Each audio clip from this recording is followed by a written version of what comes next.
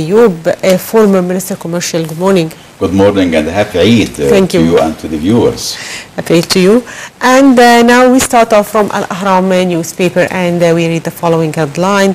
The success of the plan of the Ministry of Electricity to provide the electric current during the summer. The President tackles the developments of the signing of Daba station contracts. The President gives his directives regarding the continuation of enhancing the lines and grids of transferring electricity to improve the level of service. The President discusses with the Ministers of Tourism and Civil Aviation the initiative to encourage tourism. A big promoting campaign to raise the rates of tourists flow to Egypt. Still with the same issue, and from Al-Masri Al-Yawm newspaper we read the following headline. The 30th of June celebration at the Cairo Opera House gathers the great and excludes Morsia Mubarak. And Al-Sisi tackles with Sharif and Shaker the final contracts of Daba. The Minister of Electricity says that 32 megawatt the capacity of generating electricity from the stations last month. President Sisi on Sunday attended a celebration marking the 3rd anniversary of the 30th of June revolution at the Cairo Opera House. Also on Sunday, President Sisi highlighted the importance of raising public awareness regarding the need to rationalize energy consumption. Al-Sisi said that nuclear energy will help Egypt sustain its other energy resources as oil and natural gas. The President's statements came during his meeting with Prime Minister Sharif Ismail, Minister of Electricity and Renewable Energy, Mohammed Shaker. President Sisi also held a meeting on Sunday with Prime Minister Sharif Ismail, Minister of Tourism Yahya Rashid, and Minister of Civil Aviation Sharif Fathi. So now, Mr. Mahmoud, this is part of President Fattah Sisi's activities on Monday, where he met the Minister of Electricity and the Minister of Tourism, and they discussed the Daba file. They also celebrated the 30th of June revolution in the Opera House. So first, let's focus on the 30th of June revolution celebrations, and how did you follow up these celebrations? 2 years after the 30th of June, 3 years after the 30th of June, let's say uprising or revolution or whichever, it means that the Egyptian people are on the right course, and they chose their own destiny by 32 million people who took to the streets to say no to some kind of Islamist, so-called Islamist rule, and they want their destiny in their own hands, and it shows their ruler, or rather their leader. That is very important history point in the history of modern Egypt, which should be taught in the schools for the next generations. If we come to the electricity, I will begin from the last moment. Rationalizing use of electricity is of vital importance to each and every individual and the family in Egypt. We had big problems as far as electricity cut-offs and electricity production just 3 years ago. Now we see no such thing is happening in Egypt, but this does not mean that we should continue for our normal way or our norm of consumption of electricity. We need to rationalize, every person needs to rationalize using electricity in his or her, of course, home, so that we can cut down at least the cost which we pay to the electricity organization. This is number one. Number two, electricity is a source. It is not a resource. So, and it is an expensive source. Still, because it is power generation depends on gas and petrol, we need to diversify our sources of electricity. There is the wind source, and there is the sun source, which is not fully utilized until the moment, and this is a great big area, beside of course the atomic energy which we are ventured now. Okay, and back to Al-Ahram front page, and we read the following headline. Netanyahu begins an African tour on Monday. Netanyahu begins an African tour that would include a number of Nile Basin countries and $13 million to attract the African continent on both trade and security levels. Still with the same issue, and from Al-Masri Al-Yawm newspaper we read Egypt gears up for the African summit and Netanyahu in Ethiopia.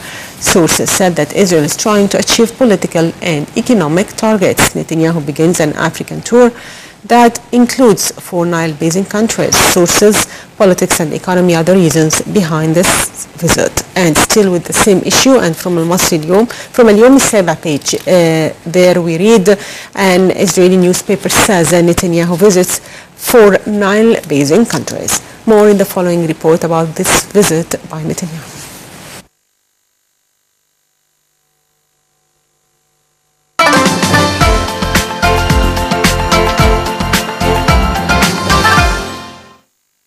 Israeli Prime Minister Benjamin Netanyahu is set to make his first trip as premier to sub-Saharan Africa, seeking new trade partners and marking the 40th anniversary of a hostage rescue in which his brother died. It will mark a rare visit by a sitting Israeli Prime Minister to sub-Saharan African nations. While no official program has been announced, Netanyahu is expected to visit Uganda, Kenya, Ethiopia and Rwanda. Israel's cabinet approved a proposal on June 25th to open offices of Israel's Agency for International Development in the 4 countries.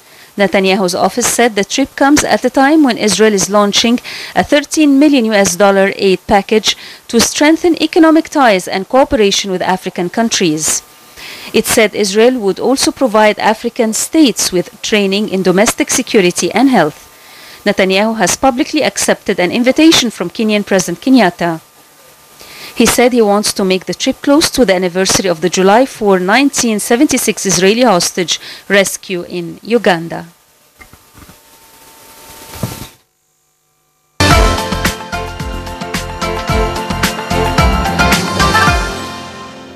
Back at you, Mr. Mahmoud. First, let's focus on Israel's keenness to bolster ties with Nile Basin countries. So how do you see this? I see that it is quite normal and quite natural that we expect nothing less than that from them, and there are countermeasures which we have and which have already initiated, and a lot of things have been happening in that area. I will begin with the commercial and the economic cooperation between Egypt, and especially for the Nile Basin countries. We have commercial representation in most of these countries, and moreover, there is technical assistance from the Ministry of Foreign Affairs to these countries for several years now. This means that we are building, or we are planting, I will not say allegiance, but rather cooperation between Egypt and these countries. Many of the African leaders, we cannot forget that, have been taught or have been lived in Egypt for many years. I will speak about Kenya, for example. Also, Haile Selassie, when he was expelled, and many African rulers have been to Egypt, and even the present president of Kenya has his father belongs to Egypt for some time. So, from our point of view, we need to expand our areas of cooperation with the African territory, not only in political terms, but rather on economic terms, investment, technical know-how, agriculture, irrigation projects, small industries and medium-scale industries. These are all areas where Egypt can afford to cooperate. I will not say help, but rather say cooperate. We are cooperating because it is mutually beneficial to us and to the African countries. Israel could not do less than that. Of course, they are paid by, we know who pays for the cost, but we have to do our job as far as the African countries, beginning from Nile Basin countries, and we can begin, and we already have begun in economic cooperation with Ethiopia, with Kenya, with Tanzania, with Burundi, with Rwanda, with most of the African countries. We already have begun economic cooperation with them. Economy rules politics in most cases, or in all cases. And this is what we are following with the African countries, and we have to go there. It costs money, but in the long term, it brings back many things, not only money, but rather cooperation. Actually, Africa attracts investors from around the world, so this should top the agenda of Egypt in the coming period. I fully agree with you that it should top the agenda, because most of the countries now are business-minded. Most of the presidents are traveling from one country to other just to conclude a contract. this happening Yes. for any prime minister or president. They are traveling this long distance to conclude the contract. So we have to focus on economy and trade and investment with African countries. This is the real thing which convinces them that they have to bolster relations with Egypt, and we have a long history between Egypt and the African countries, a long positive history. They have no doubts about Egypt, but when it comes to other countries, there are some question marks raised why they come now and we have not seen them before. And back to Al-Ahram front page, and we read the following headline, listening to the recordings of the doomed plane in Cairo. And search teams recover more human remains from Egypt airplane that crashed into the Mediterranean in May. The Egyptian-led investigative committee says the search vessel John Lethbridge retrieved all human remains that were mapped at the crash location. Now we'll have a report about the doomed plane, so stay tuned.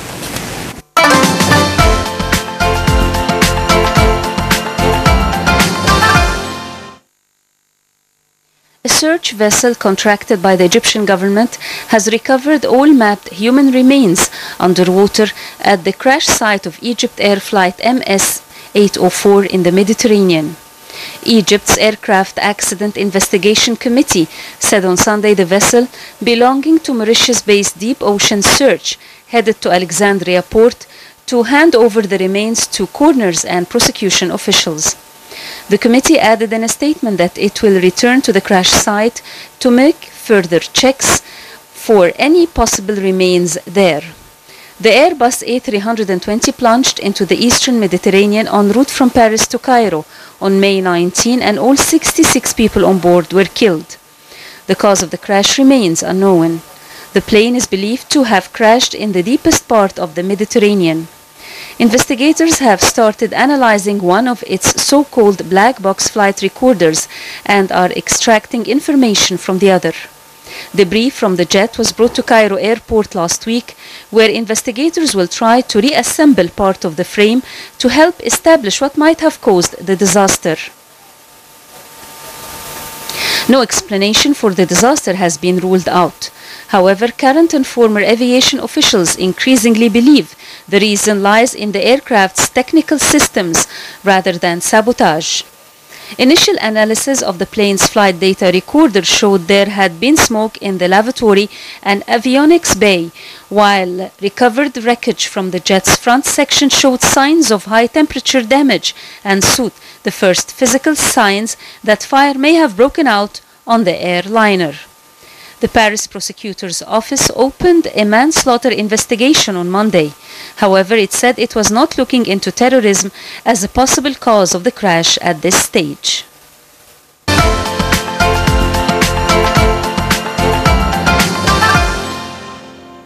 And back to Al-Ahram front page, and we read some regional news. More than 286 killed and wounded in Qarada in Baghdad.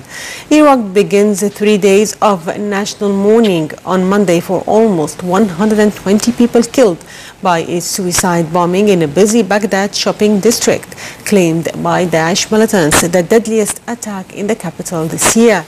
The blast hit the Qarada district on Sunday, and the area was packed with shoppers ahead of this week's holiday, marking the end of the fasting month of Ramadan. Prime Minister Haider Abadi announced 3 days of national mourning for the victims as he visited the site of the attack, and his office said he had vowed to punish the perpetrators. He also ordered changes to Baghdad security measures in response to the bombing, which security officials said killed at least 119 people and wounded more than 180 others. So how do you see the situation in Iraq now, as we see that they are getting more violent? They are killing people, just buying things for Eid. So you see, how this do you see is a response to the successes made by the Iraqi army in Fallujah and other parts of Al-Anbar. And so this is a response. But at the end of the day, the Iraqis are convinced now more than any time in the past that ISIS and the perpetrators of such deadly attacks are working against Iraq itself, not only against each and every citizen, but rather against Iraq itself. So the ground, they are losing ground. These are hopeless attempts by the terrorists to destabilize the government of Iraq, who is trying to get hold of the country. This is one part. Qaradat Maryam in Baghdad is one of the best, lovely places in the Iraqi capital, and so they hit at this is a heinous attack against civilians, which they are losing ground every day, and it is as simple as that. Terrorists are losing ground, and so they are trying to hit. They have hit in Bangladesh, in Indonesia before that, and now in Baghdad. The same terror mentality or wicked mentality which they are using, but they are not gaining any ground. They can do it and repeat it, but they are not gaining ground. They are not gaining any popularity, but rather antagonism and terrorist attacks are counterproductive for those who perpetrate it, and Iraq will be stable at some time in the near future if the Iraqi government is keen to stabilize situation in Al-Anbar and the northern part of Iraq, Mosul and the surroundings, and they are making success in this respect. Okay, and the last item we choose for today comes from Al-Ahram front page, and we read some international news. And those involved in Bangladesh attack were not from Daesh. 7 militants who killed 20 people at Dhaka restaurant made no demands, and a person taken alive by police was only a suspect admitted in hospital. Bangladesh's Home Minister made the announcement on Sunday, rejecting Daesh claims of responsibility. The gunmen stormed the upmarket restaurant in the diplomatic zone late on Friday and killed their mostly non-Muslim hostages, including 9 Italians, 7 Japanese, and a citizen, each from the United States and India. 3 of the 6 gunmen killed were under 22 years of age and had been missing for 6 months. So, how do you read this attack? Another terrorist attack, if it is not Daesh, well, these extremist groups are all over the world. They are in America, they are in France, in Belgium, in Egypt. So, to some extent in Syria and all the parts of the world. But when it comes to Bangladesh, Sheikh Hasina, the Prime Minister, bluntly said that we will punish the perpetrators as far as this group. They are a minority group, and they hit in what we call soft target. They hit the soft target. They always hit soft target, and by coincidence, it was most of the customers were foreigners in this place, in the capital of Bangladesh.